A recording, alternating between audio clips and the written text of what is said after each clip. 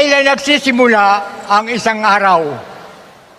Sa buong isang araw o isang buong magdamag? Yun lamang, maraming salamat, kapatid na Eli Soriano. Salamat din po, kapatid, sa inyong pagdalo. Pagpalain kayo ng Panginoon. Una, kapatid na Romeo, ang araw nagsisimula sa gabi. Sa reckoning ng Biblia, ang araw po o a day ay nagsisimula sa gabi. Basahin natin ang Henesis, Kapitulo 1, versikulo 5. At tinawag ng Diyos ang liwanag na araw, at tinawag niya ang kadiliman na gabi, at nagkahapon at nagkaumaga ang unang araw.